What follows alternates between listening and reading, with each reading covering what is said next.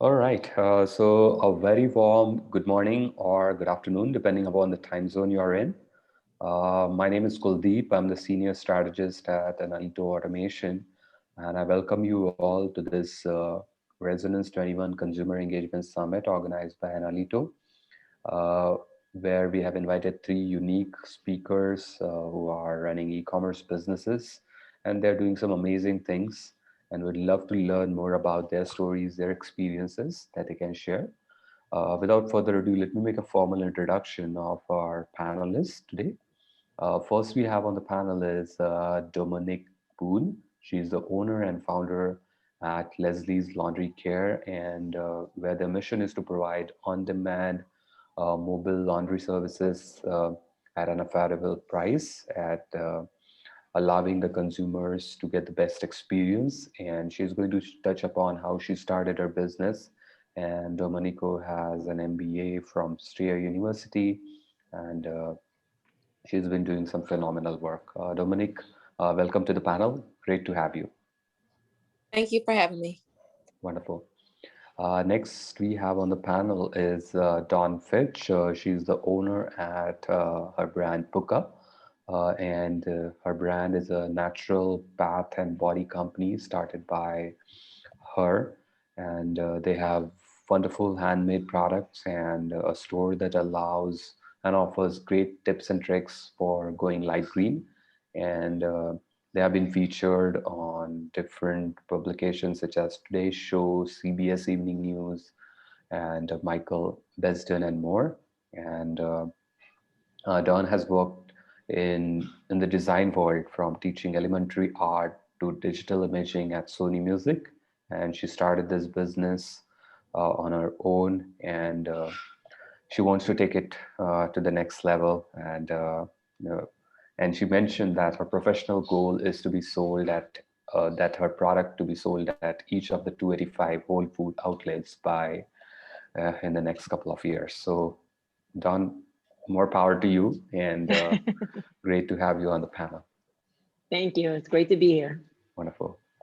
Next, we have on the panel is Zack Arnold. Zack is the co-founder at Perfect Gene, and Zack has studied from Stanford University with a history and math history major, math minor, and Zack has started his brand Perfectly Gene, and would love to learn from Zack how he started and what's his vision for the brand. Hey, Zack, welcome and great to have you. Hey, thanks for having me. Great. So, guys, my first question that I would like to start with is around purpose for your brand. Why did you start it, this brand or company for that matter? And would love to know your story. Let me begin with Don. Sure. I started my company basically by mistake. Mm-hmm. I'm a graphic artist. That's what my degree is, in graphic design. And I was working in the music industry. And Mm-hmm. just on my way to work one day, just legs started tingling and just went numb from the waist down. And that started a 5-year journey of trying to figure out what was wrong. Mm-hmm. And in that interim, in the time when the doctors just kept sending me home, telling me I was the healthiest woman ever, I was like, okay, but I don't feel good. So I knew I had to do something for myself. So I just started opening up my kitchen cabinets and Mm-hmm. just researching aromatherapy and natural products, changed my diet and food and things like that. And just basically changed my lifestyle. And I really started to feel better. But I really started turning over my products and looking at all the chemicals and things that were in the products. And I knew I was cleaning out the inside, and I wanted Mm-hmm. to make sure that I cleaned out the outside, because I know that what you put on your skin is going into your system. So Mm-hmm. just started really creating products for myself to feel better. And my mom, when we were little, called us her Pukalitas. We have no idea what that means. But Mm-hmm. every time I created something, the graphic artist in me said, put a label on it, make it neat. And I couldn't fit Pukalita on there, cut it in half, called it Puka. And I had built up so many things in my house. I was that annoying friend. Every time you came over, you're going to eat that? You're going to put that on? So Mm-hmm. I would make things for them. And my friend said, you have so many things in your house. Why don't we just take it to a local festival and Uh-huh. just see if you sell a couple of things? Mm-hmm. And we sold out. And it has been a 20-year journey Wow. of, yeah, we've done e-commerce. We've had brick and mortar stores. We are now in Whole Foods stores and other retailers. So it's been a really fun ride, ups and downs, but a fun ride over 20 years. Wow, that's an excellent story. So you are definitely running a marathon, and for the last 20 years, I Yeah, think it's yeah. amazing. It's a journey, I must say, and Most kudos definitely. to you and to your team, and more power to you. Thank you. Excellent story. Thank you.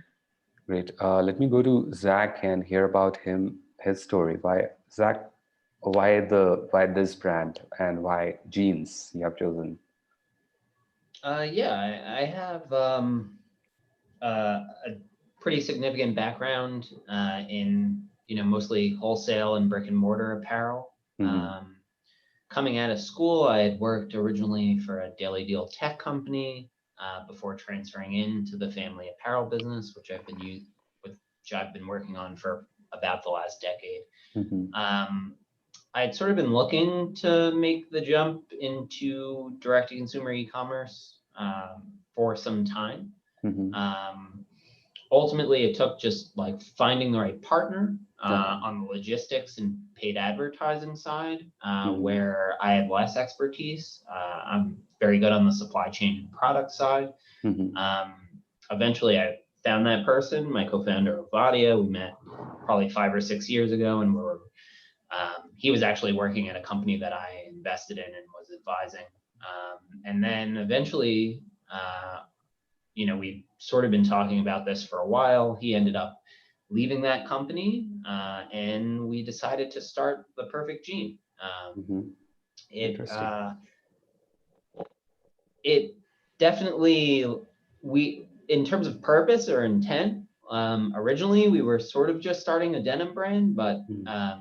as like as the brand started to grow and as our strategy developed, we've pushed it more so towards democratizing stretch denim for men and Mm-hmm. combating toxic masculinity a bit and leading with humor Mm-hmm. to actually sell clothing. Wow. And it's gone really well. Yeah. Excellent, excellent. So that's a very, so from your background, you kind of launched this venture and you're taking it forward. Excellent. I think that's amazing. So you are applying all the knowledge that you have garnered while doing the wholesale and the retail side of thing and putting Yeah. it and building that on top of it. Amazing. Good. Let me go to Dominique also and hear about her purpose and like how she started this business. Sure. So we started back in 2017. Actually, I was working at one of the top hospitals here in Charlotte, North Carolina, Mm-hmm. Atrium. So I have a healthcare background, I also work for the military. And one day my mom's wash machine stopped working and she called and said, "Hey, can you wash and fold some laundry for me and bring it back the next day?" Um, and of course, me being the amazing daughter that I am, I went and picked up my mom's laundry, washed, Mm-hmm. dry, and folded her laundry. And like as I was folding her laundry, Leslie's Laundry Care was born. Like I'm folding her laundry and I'm just thinking like it's many more people like her that wash machines just stop working. Like who's gonna come? So I started doing my research and there Mm-hmm. was no company that would even come to her house or even come to my house, or they would come certain days. So I knew it was a market for it. So immediately we just took off. 6 months later, we were on the news. Mm-hmm. And I named the business after my now 5-year-old daughter, Leslie. So a lot of times people are like, "Hey, Leslie," and she gets so mad. Remember Interesting. the brand, but she gets so mad, like, "I'm Leslie." So it's Mm-hmm. fun and it's exciting. You know, a lot of people gravitate towards my story because they like to see her doing like laundry hats on TikTok. And so it was an accident, but it was really purpose, you know. Um, so yeah, we've been in business for about 4 years now, and I've been full-time for 2. So I'm excited. Wonderful, wonderful. That's when something is very personal to you and you try to find a solution for it, it becomes fun actually. It does not become work. And I think, as you said it rightly, you did your research and you were able to find that there's a need and doesn't matter. I think that's the most important thing. I think everything that the world has seen, uh, most of the things that are around us are like still in 2021 we feel that, oh, for everything there's a product or a service, but yet we always see some new product or services coming up, right? So I think the world is full of opportunities. It's just that you need to identify them and get going and get started with, and sky's the limit. So amazing. I'm so happy that it's a problem and you found a market fit for it. Excellent. Uh, my next question that is coming to my mind for all of you is around you have a product and you have a now that you know your product and you have been doing this. So but the things are changing, like the world that we are living in is turbulent and unpredictable, and last year has been very challenging for everyone. How did you manage to sail through those turbulent times to make sure that your brand is moving forward, your teams are uh, perfect, healthy, and I mean ultimately to make sure that you are able to serve your end consumers? How did you manage that difficult time, and have your business grown, or what has been the trend for you? Don, if you can share something. Um, for me, I had begun about maybe 2 years ago of I had said I had gotten sick and not feeling well. That's why I started making the natural products. Later down the road, I was diagnosed with multiple sclerosis. So I have good days and bad days, but Mhm. maybe a couple of years back, I Mhm. was having a bad MS day. And Mhm. I just decided, I was like, I know that there are other people who are going through some things, not feeling well. I'm going to go into Facebook. I grabbed 20 friends Mhm. and I started a Facebook group called the Best Life Tribe. And we just talk about natural health and wellness, things like that to do, really just for me to feel better and to just share some tips. Mhm. But that community, which is an arm of my business, but it really grew. So now it's maybe over 5,000 women in this community. Wow. And the key to us surviving 2021 was tapping into that community Mhm. that we had built, because where we were manufacturing our products, the place closed down as soon as we went into quarantine. I couldn't get any staff in, so I took the website down. And Mhm. at that point, I mean, as entrepreneurs, all I could really do was decide, all right, I'm going to serve. So I went into Mhm. that group and we worked out and we did all kind of stuff together. And that group told me basically what they wanted, because the building opened back up like a week later and we could Mhm. just go in one at a time. But they weren't really interested in bath and body products. Everybody was just trying to be healthy. Mhm. And I started, I like all that healthy stuff. So I started, I had been taking sea moss and, just natural products. And one of the women asked me, she was like, I really need sea moss now, or I need something healthier. I've heard you talk about the sea moss. Do you Mhm. sell it on your website? And I was like, no, I don't, that's not what I do. I don't sell that. I said, but if Mhm. you want, I'll make you a kit. So just send me an email. And Mhm. I got 67 emails that night. So I was like, okay. So I used the community, not use it, but the community was actually a sounding board for me. And they really guided me through the pandemic. They told me what they wanted. They wanted elderberry syrup kits and they wanted Mhm. other things. So I put those things on the line and they saved us. And they didn't really buy a lot of Bath and Body, but just from listening to what they did want, they would get Mhm. sea moss and maybe a little perfume or a little something else. But Mhm. community during that time, that's where I was all of 2020 with them, and they were super supportive. So building a Wow. community, very important. That's very, very interesting thing that you Yeah. shared there, like having a community and then listening to them, learning from them and what they need, and Hmm. then making sure that just getting that product for them. Wow. If you Yeah. are able to address that through your business, nothing like it, because I think Yeah. if you are able to fulfill their demand, I think they become your brand ambassadors, and that's how you can Hmm. garner the next customer, like Hmm. next set of consumers, or what you can say, the next brand ambassadors. Amazing. That's a Hmm. unique insight. Let me go to Zach also. Zach, uh, you are also in a retail business, like, and what was the trend for you, and how do you manage last year? Yeah, I mean, well, for the Perfect Gene, we basically launched it into the pandemic, more or less. So, Oh, like, mhm. we started selling in December 2019. Okay. Wow. As it turns out, direct to consumer apparel was actually sort of pretty good Mhm. throughout comparatively to brick and mortar businesses.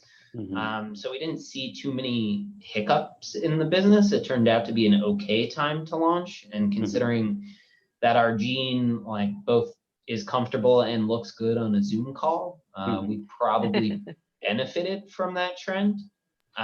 So luckily in this segment, really didn't encounter many of the struggles that other businesses certainly did.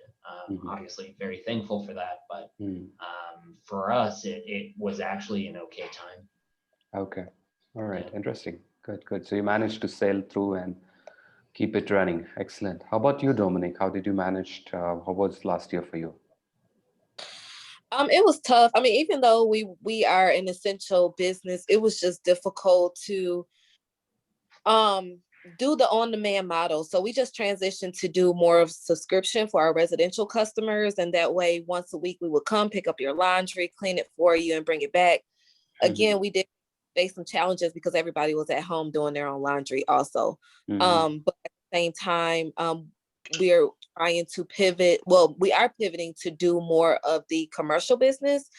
So we started offering like a towel rental services for like restaurants, your gyms. We also was able to secure a contract with UNC Charlotte here to process all of their linen. So that's the one contract that really kept us afloat. And so that's my pivot, is to just do more of the procurement, universities, hotels. And that way it's easier to, one, keep employees, you know, they know, hey, we're going to go twice a week to pick up from this hotel or from this university, opposed to, okay, well, we don't know if we even have a customer tomorrow. So we just really sit down, just really go back to the basics. Shopify has really helped me in a way just to track who my customer is, where they are, as far as like routes are concerned, where I really need to focus in on my advertising. So yeah, it was a tough year, but we've made it through. Still excited to be here. Wonderful. That's good. So you pivoted, and yeah, that's the best way. I think you, as an entrepreneur, you have to make those decisions and ultimately to make sure that things are moving and working out for you. And ultimately, I think that's how it should be. You have to be flexible, agile, and adapt to the change. And you never know what next opportunity might come in, not just that one contract. Maybe you might get 10, 100 down the road. Excellent. Now, my next question that I would like to ask is around your e-commerce business. So you all have your stores on Shopify, uh, uh, and you might be doing a lot of advertising or organically, you might be getting traffic. So how do you, now that things are settling down and business is getting back on track, the demand will kick in. How do you plan on kind of acquiring new customers or and retaining your existing customers who have already been with you? What are some of the things that you are doing currently in order to maximize or get new customers for your business and retain your existing customers? Don, if you can share something. For me, since we're an older business, I mean, when we started, there was really not that much social media. So we depended heavily on our email list, and we've been building those emails all of these years. I always tell people, I mean, I love social media, but I mean, they own that. You know, if they cut your Instagram or your Facebook, you lose all those people. And with capturing that email, you put something right into their mailbox. Yes. So we made sure definitely during the pandemic, all the new the customers that we acquired, we always got emails, or we did free giveaways or free downloads or whatever, just to capture those emails. So having that that email base was able to, let people know, hey, we're open. Hey, we have specials. Hey, we have this. And we started sending newsletters every week. And it wasn't just there's a sale. We were updating them on, hey, what we're doing, how we're doing. A lot of people were very interested in how are small businesses surviving. There was a lot of goodwill. A lot of people just wanted to support. So sending those newsletters saying like, hey, we're open, but we have low staff, or, we can't have all the staff. And people would sometimes just send cash apps, like, I know you couldn't have all of your staff in, here's something to help them get by. We're like, okay. Wow. So just sending the newsletter and really focusing more on the brand and how we were doing, more of the personal side, help them to sort of more support and come in and buy. And then we did get a lot of new customers because we did a lot of collaborations with other small businesses. We would do things together, and they would get my customers and I would get theirs. So now we're using Shopify to add some things for these new customers that we have. Things like afterpay and like subscriptions and just lots of little things.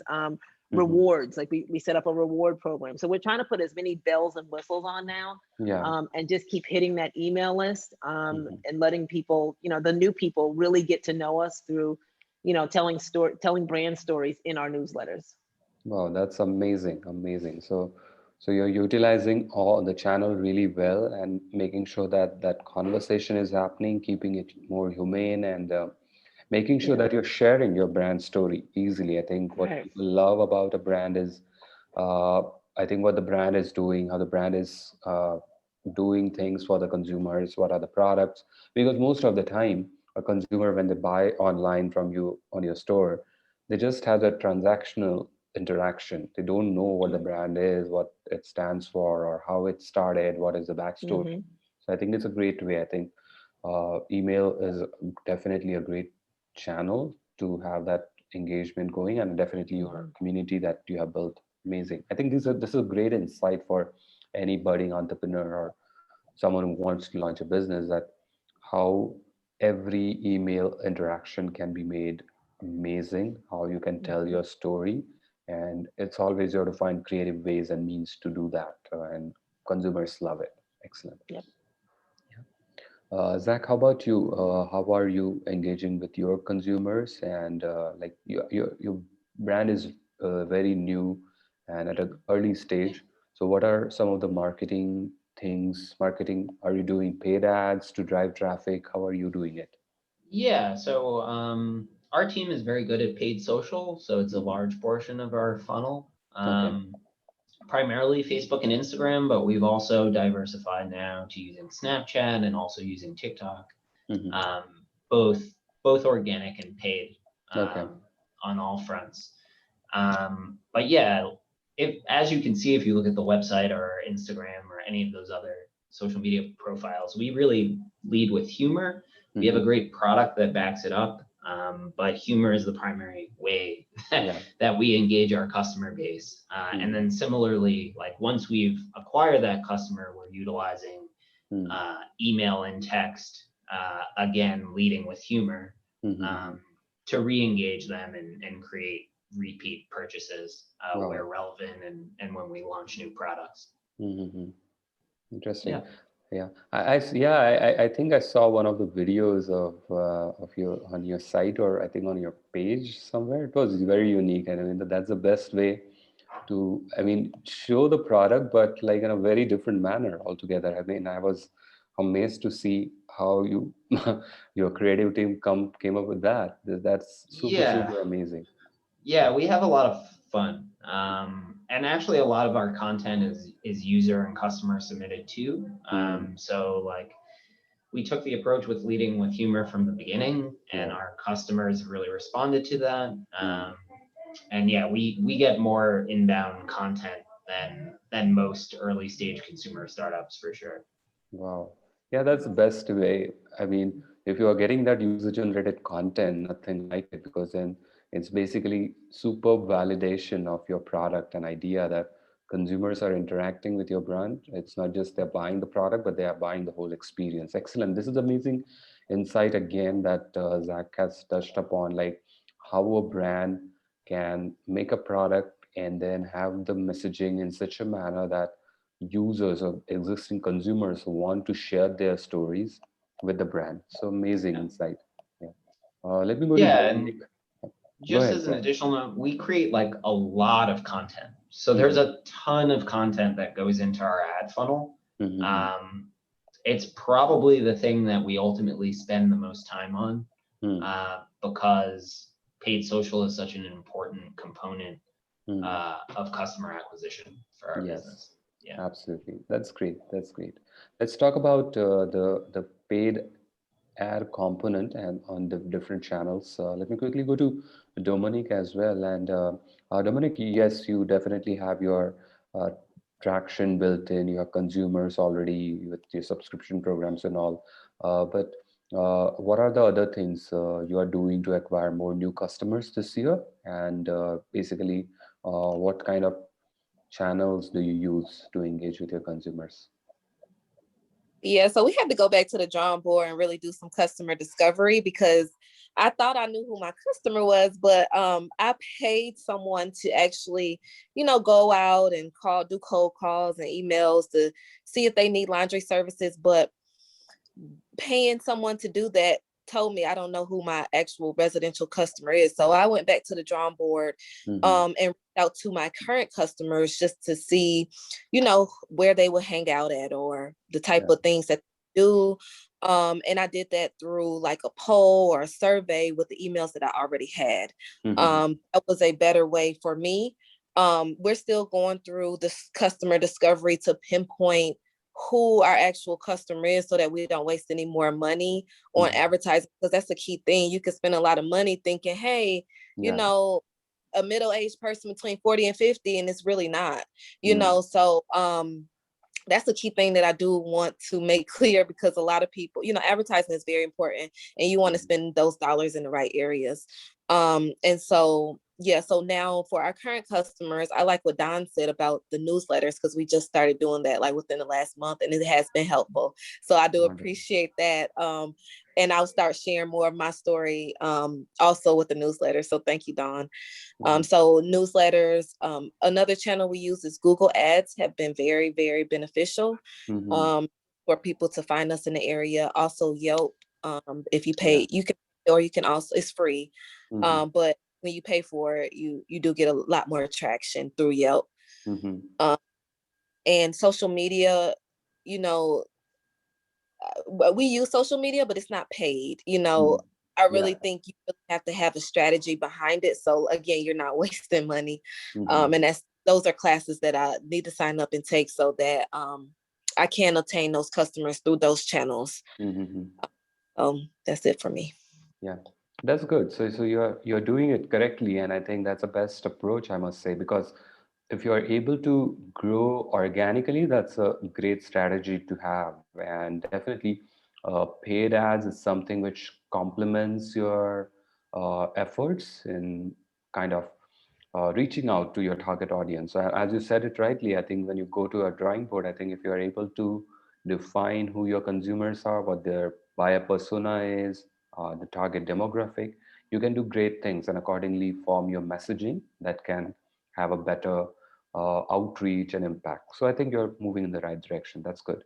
Uh, Let me now go to Dawn and ask her. Dawn, since you have been like, you have found you built a product which came from your own personal need, and now you kind of, it's also the need for others as well, right? And you have, let's say, touched the tip of an iceberg, for example, the community that you have built, and throughout the years you have the email list that you have built. But what is your vision to take your brand more? Like, let's say if you have X number of customer, how are you planning to make that 2x? I mean, ultimately for that, the outreach has to be 5x so that you can have the 2x customers acquisition. So what are your thoughts? What are you planning to do this year, next year? Because now that things are settling in with vaccination in full swing, that's when people will be buying. Definitely, they'll be traveling, they'll be spending more. So how are you trying to kind of accelerate your business growth? Well, we're definitely starting to do more funnels, like Uh-huh. paid advertising. Okay. And then we're also trying to find the things that did work for us. We used to do a lot of workshops where Okay. women would come in and we would teach them how to make their own products. Mm-hmm. And a lot of people are like, why would you teach them how to make your stuff? I'm like, one, it's not exactly what we're making, but two, most Mm-hmm. people don't want to start their own business, but they appreciate you more for seeing the process that you go through. Yeah. And we'd have fun, they'd come in and then they'd buy some more products. So Mm-hmm. during 2021, we weren't Yeah. able to do that because of course we couldn't have people in. So we Mm-hmm. shifted that, and it was always local people. We're in New Jersey, so you had to be local to come to the workshop. Mm-hmm. But we actually shifted it to online workshops where we send them a kit. And now we're getting women from, California, all of our customers that used to want to, oh, if I was in Jersey, I'd take a workshop. So Mm-hmm. now we're able to have more of an interaction with them. And I think this is something we're really going to try to build out more. offering them more and more, because we're getting a lot more women that take it. They spend $35 on the kit, they make their product, and then for an hour, I give them a 30% off on the website code. So then they shop. Wow.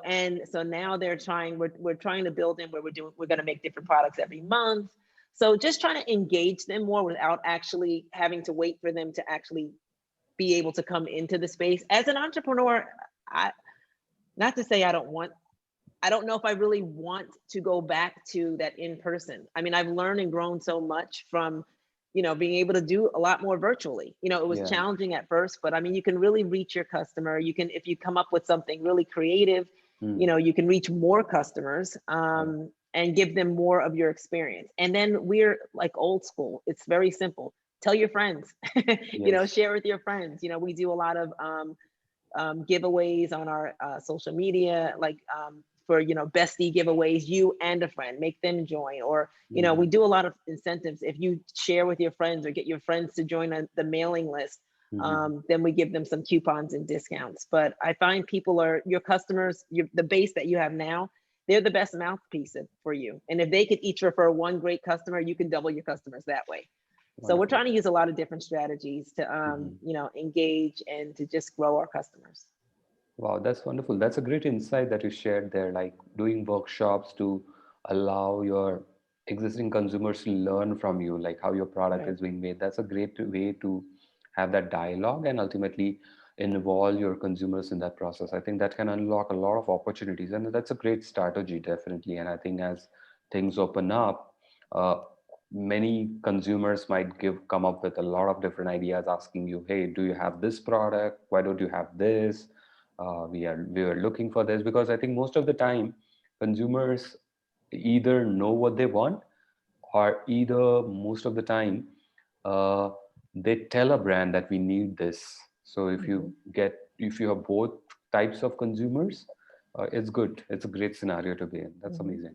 Let me go to Zack and ask him, Zack, since you have been doing a lot of paid ads and like different funnels and all this content, so how is the ROAS for you for all your advertising effort? I mean, what is the trend have been for you? Are you satisfied with the conversion rate, or what more things you're planning to do to improve your conversion rate? Yeah, ultimately, as we've scaled, our ROAS has remained pretty strong. For us, it's, again, just continuing to diversify those paid ad spend funnels and creating more content and testing more content and copy, and seeing what works, and then driving dollars behind those particular ads. Okay. What's your ROAS currently? Like average? Blended? Like blended across all platforms? Yeah, on an average, like is it 2x, 3x, or 5x? Close to 3x. 3x. Okay. So it's performing really well. And yeah, like right now we see continued opportunity to grow. We do try out sort of small like branding engagement or influencer marketing events, but the core of what we do is paid ad spend for growth. So it's really, creating more content, testing as many ads as possible, and then going with what's working best. Okay, wonderful.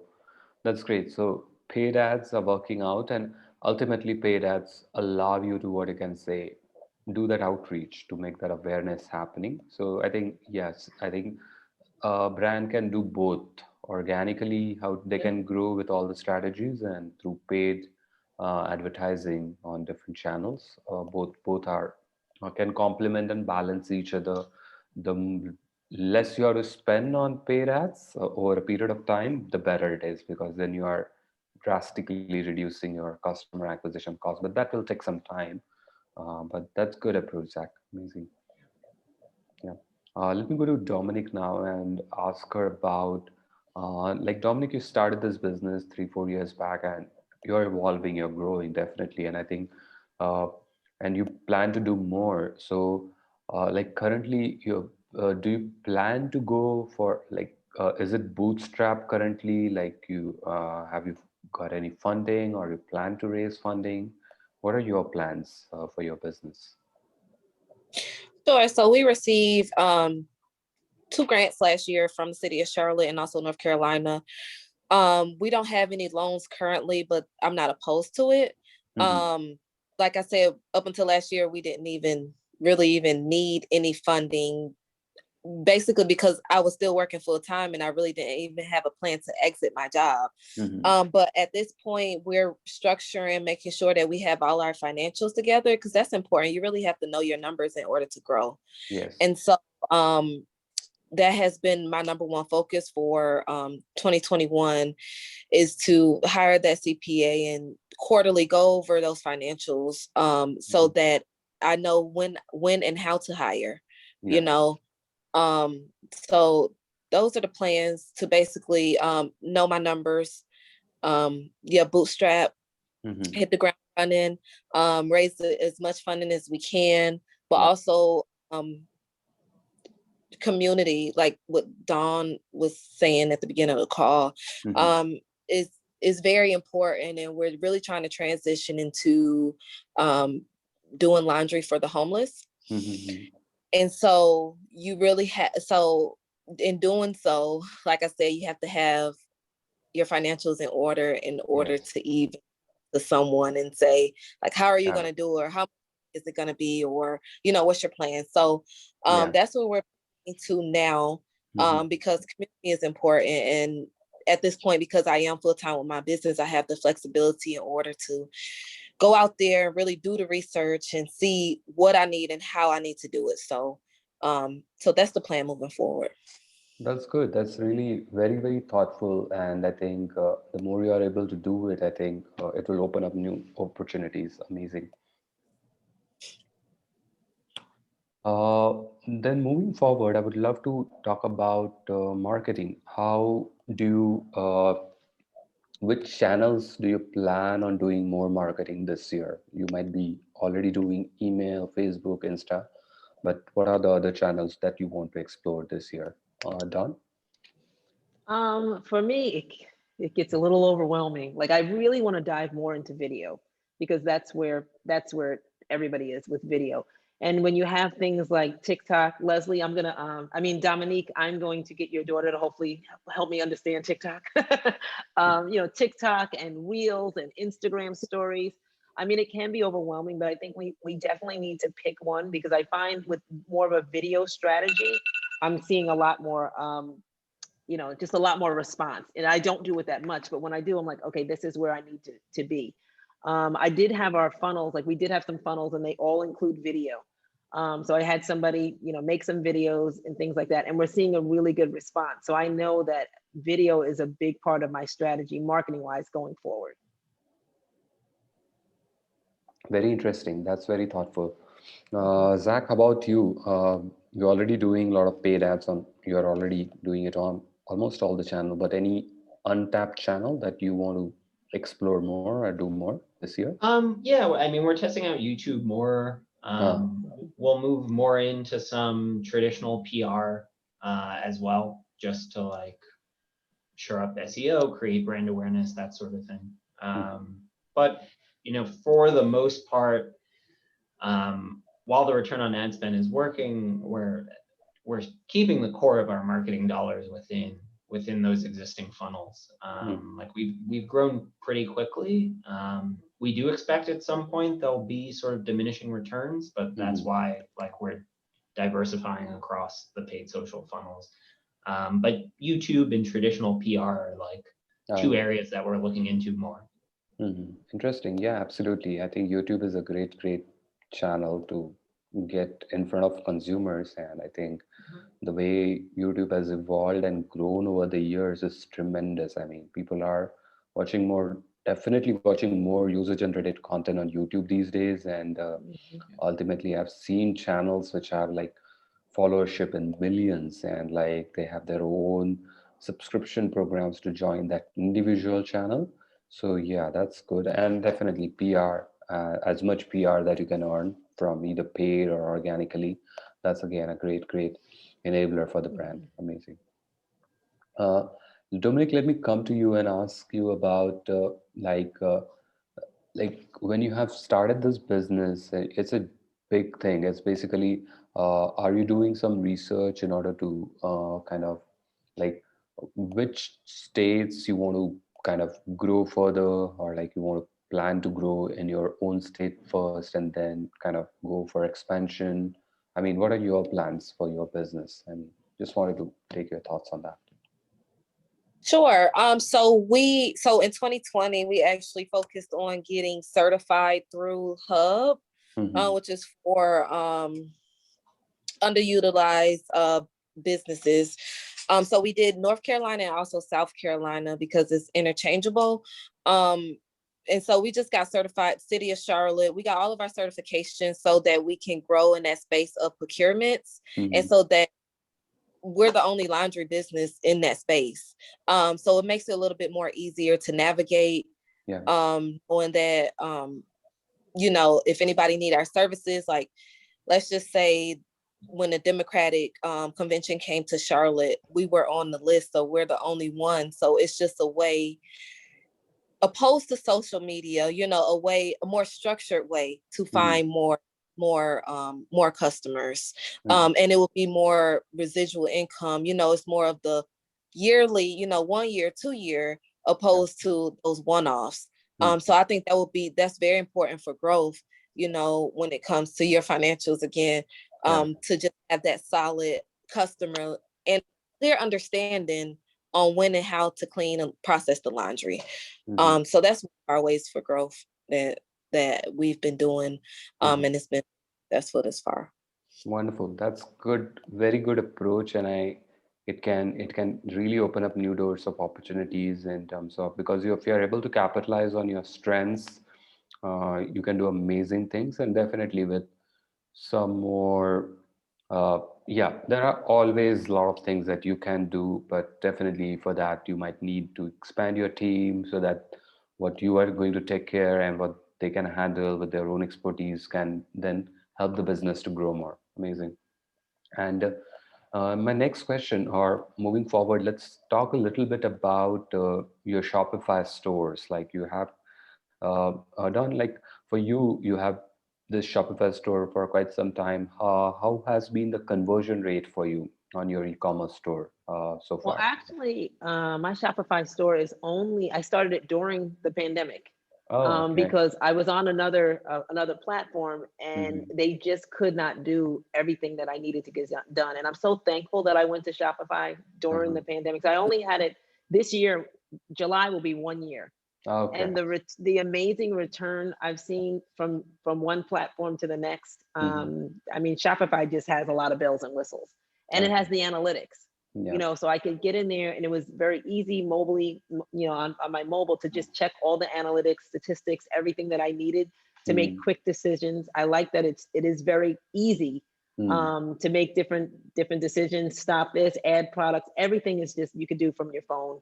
Mm-hmm. So I am really enjoying getting to know Shopify even more. Like I said, I Mm-hmm. started out with 80 million apps, and I was like, wait a minute, let me take some of these off and see what's working. But Mm-hmm. they really do offer a robust app program, so you can really find some things. Like I said, I put Afterpay on, so now not Afterpay, the after sell. So I'm Okay. seeing a lot more customers after their orders are purchased are Mm-hmm. actually going back and picking up that discounted item. Mm-hmm. Or it is Afterpay where they can break it up into different payments. So I'm seeing Yeah. a lot of increase in revenue just from finding the right apps to add on. So Wonderful. I find it really, really super helpful. That's great. So it's just been a year, but yeah, it's like it's Yeah. working out for you, and I think the Oh, conversion and the revenue is parallelly growing. Amazing. yeah. And Excellent. just being able to offer a subscription service that I wasn't able Yeah, to do on my other platforms. So yeah, that's been amazing. yeah. That can be a game changer, in fact, Yeah. and that's the one area, like every big company out there. Like I was reading, like I think just a couple of years back, I don't know exactly. Uh, it's being mentioned, like for example, for Amazon Prime program that Amazon has. Amazon makes Mhm. around $5 billion just through the Prime program. But when they're making that much money, they're actually giving a lot of value addition for their consumers. So definitely it's a Mhm. worthwhile program. So I think if you have a subscription program on your site, it's very, very amazing. It's great revenue source, and it becomes so easy for you to drive and grow your business, or very, very easily, because then you don't have to keep on asking for your consumers. I mean, the subscription program, you can allow more, you can add do more value addition, accelerated support, accelerated delivery, logistics, getting them access to new products earlier. So a lot of different things can be done for the consumers through the subscription program. So excellent insight, I think. Because I've been just trying to understand the like how e-commerce businesses are doing different things. So every business is different, every business product and services are different, but some of the things are kind of common in all that they can try. Most of them haven't tried that and doesn't, and they don't know whether it will work or not unless and until you try it. So since you started trying that subscription program and you saw the results, so it's good to know that. Amazing. Let me go to Zach also. And Zach, how is the like on your store, on your Shopify store? How is the conversion rate? Are you happy with the conversion rate on your store, or what are some of the new things that you plan to do on your store in order to increase the conversion rate? Yeah, we work with a company called Soft Limit, so we have a custom Shopify template. We're actually in the process of rebuilding a lot of the back end of the site to help with product and SKU uploads and just overall speed. We're still super happy with the current version. When we're fully stocked, our conversion rate is over 6%. So as far as like industry comparables, it's still performing really well. But we do see a lot of room for growth, specifically just in terms of speed and speed to checkout page. We're very analytic in terms of the way that we gauge the site. So we see a lot of opportunity, but we're also happy with how it's working now. Okay, sounds good. Amazing. Okay, so I mean, that's a good conversion rate if you are, that's a good, I mean, and there is always a scope for improvement, always. Yeah. As you keep on adding more nuts and bolts to the back end, front end, and I think those incremental changes that you can do on a product page or a home page, or probably if you want to promote a specific product and you do a specific landing page for that with a clear call to action, it also can add a lot of value, because you don't want to show an ad to a consumer and then bring them to the home page and confuse them, but you want to show an ad of a product and you want to bring them to a specific landing page with a specific call to action in order to capture their email address, or to make that checkout happen on that page itself. The more seamless the experience is, it's the best thing that you can get the best ROI on your ad spend. Yeah, our whole ad funnel is ad to landing page to product page. So most customers, the funnel doesn't hit the home page. But just in terms of overall optimization, like we see that speed is the primary thing. Like we have some big videos on the page which slow things down. So like that's the real thing that we're working on optimizing, and we think it'll make a fairly significant difference to conversion rate. But we'll see.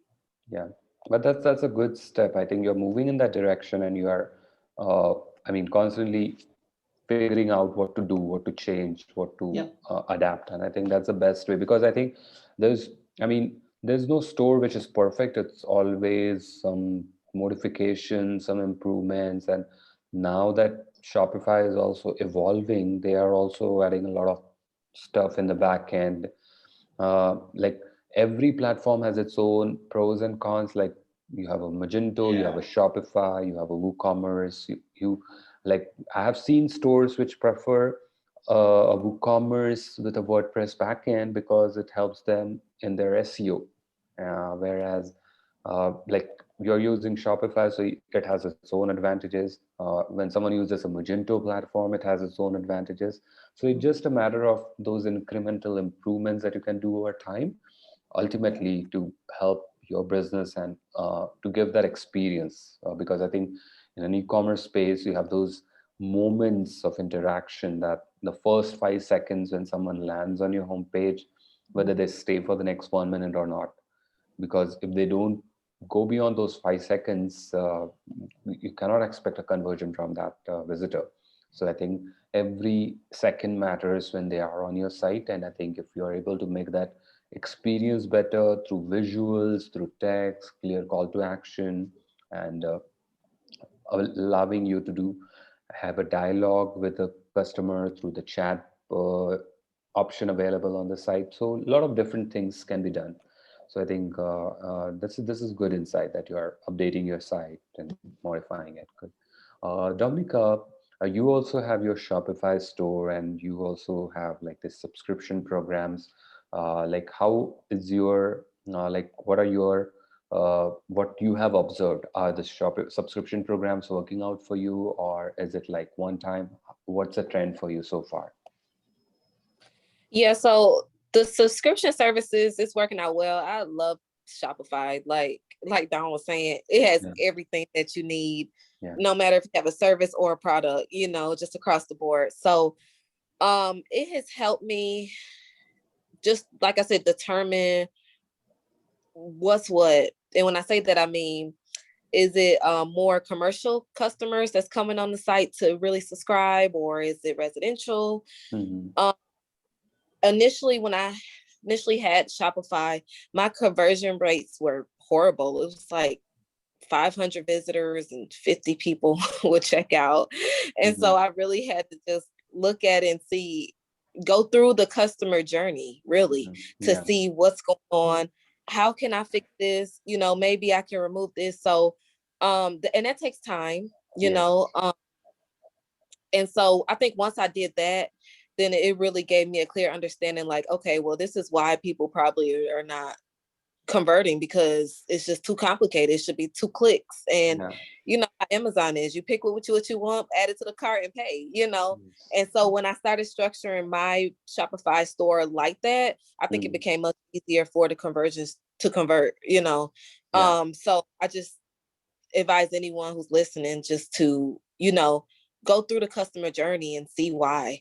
yeah. Opposed to, you know, you see the numbers, you see the analytics, but even if you don't understand that part of it, just go through the journey and see why there it may be an abandoned cart. And also I like the fact that you can add the apps to Shopify. Yeah. um so like if someone's getting ready to exit off your site, you Mm, know, a pop-up can come up to say, hey, here's a discount, or here's a giveaway, or something of that sort. So yeah. I really appreciate that part of Shopify. It makes it a whole lot easier to capture that customer, whether Mm. you get their email in that space or not. At least you have something from them to communicate and engage.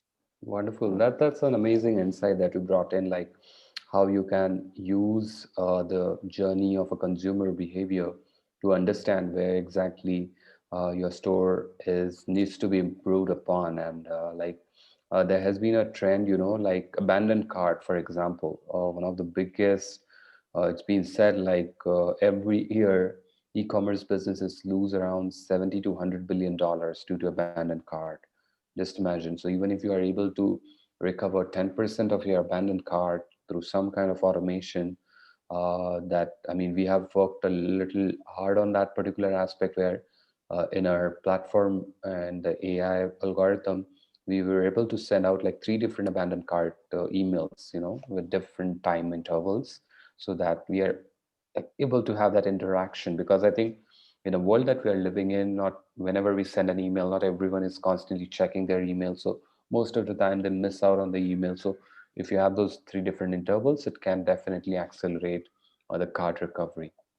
And as you said it rightly, Dominic, going through that journey of a consumer, how much time people are spending from home page till the checkout page, or where exactly they are getting dropped off, or uh, whenever they are going to close the tab, or go away from the online store, how you can have that gentle nudge coming in, asking them or interacting with them to participate in a contest, or to give their email, to join the newsletter. All these small little things can make a huge difference. This is an excellent insight. I think any entrepreneur or e-commerce business can implement within their strategy as well. As we are now coming to an end of this panel discussion, my last question is around advice. What is that one piece of advice that you would like to give to someone you know or to your loved ones, let's say, who would want to launch an e-commerce business or any business for that matter, what is that one piece of advice that you would like to give from your own learning and experiences? Don, let's begin with you. It's a First, difficult question. Difficult I question. think, I guess, especially during these times or with the insight from these times, be flexible and figure out what your pivot is. Okay. I think there's always a pivot. There's always a different way to go. So, Mhm. and that's in business and in life. Be flexible and figure out how to pivot. Wonderful. Excellent. That's amazing. And make sure No. you go last on the panel when you're asking questions like this. Yeah, but you summarize it really well. Okay. It's like pivoting is something that is a great thing that can happen for a business, depending upon how the things are. You have to adapt ultimately. You need to know Mhm. and be flexible. If you know, because most of the time businesses fail. For example, the biggest example of it is a company like BlackBerry. Uh, we BlackBerry used to be like a billion-dollar Mhm. company, right? Everyone used to want to have a BlackBerry phone in their hand, but they Yeah. did not adapt. They did not move to Android or a different operating system, and Mhm. they are no more. They're not there actually.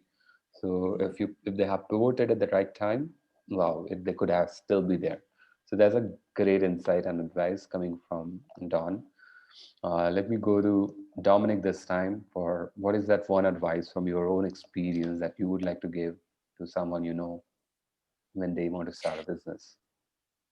When you want to start a business, I would say write down your strategic plan, whatever that looks like for you. When you write it down, it'll be easy to achieve because Yeah. it's, you can Mhm. off as you go. A lot of times we got all these ideas in our head. A lot of life happens, Yes. especially with these certain times. When Yeah. you write down your plan, if whatever you're trying to do does not align with that plan, don't do it. Mm. You know, all money is not good money. I got a lot of advice, but I'll just stop there. Yeah. I like them. Yeah. That's true. That's true. You said it rightly. I think make your plan, know where you are, and kind of stick to that plan, iterate, improvise, and then keep moving. Because I think once you write it down, it becomes so easy to keep a track of where things are moving in the positive direction or where things are not working out. And then you can change and adapt and improvise. Excellent advice, Dominic. Wonderful. Let me go to Zach because Zach had just started his business and I think he's doing amazing things. I think what he mentioned about the user generated content and other stuff. Zach, what is that advice that you would like to give your brother or your friend or someone whom you know Yeah, who wants to start a I would business? just say like listen to your customers, Okay. whether that's physical or digital space. Like Hmm. if you're doing a lot of paid ad spend, Yeah. use your ad threads and use your organic social media account to Hmm. really get feedback from your customers and Yeah. take that in. Perhaps adjust your plan accordingly. Yes. Or if it's in a like physical store, use whatever tools you have to get the proper opinions and feedback, and that'll really help you structure your business for the long term. Wow, that's excellent. So, excellent advice, Zach, I must say, because listening to your consumers can be very amazing thing because you never know what advice can come in from your consumer. And I've noticed a lot of brands are paying a lot of attention to the reviews that they receive on the site or via emails, and they actually improve upon or work on that, and that's how they win the trust of their consumers. And I think when consumers find that they are being listened to, they that's when that bond gets formed for that brand. So this is an excellent advice, and I must say this has been an excellent panel discussion and hosting you guys today, and you shared really valuable insights today and from your own learnings. And I think all of you are doing some amazing work, and more power to you. I think the sky is the limit. It's just a matter of doing every day, because I think, as they say, e-commerce business or any business for that matter is a marathon that we are running, and we have to keep on moving every day. And with the way technology is growing, I think it's going to open up new areas of opportunities like augmented reality or virtual reality that will allow your consumers to experience your product or service like in their own environment. That will be again a game changer. Just like how the payment became frictionless when you have an iPhone and you can just look at the touch ID touch and make the payment. I mean, so a lot of opportunities in e-commerce in the next 5 years. So more power to you. And with this, I would again like to take this opportunity to say thank you on behalf of my team at Analito for joining in on today's panel. Thank you so much, Dawn. Thank you so much, Zach. Thank you so much, Dominic. I'll be in touch and look forward to share my ideas and thoughts and what more we can do together going forward. Wonderful. Excellent. Thank you. Thank you, Great. Dawn. Thank you. Thanks. Thank you, Zach. Thank you, Dominic. Bye-bye. Take care, guys. Bye. Talk to Bye-bye. you soon. Thank you.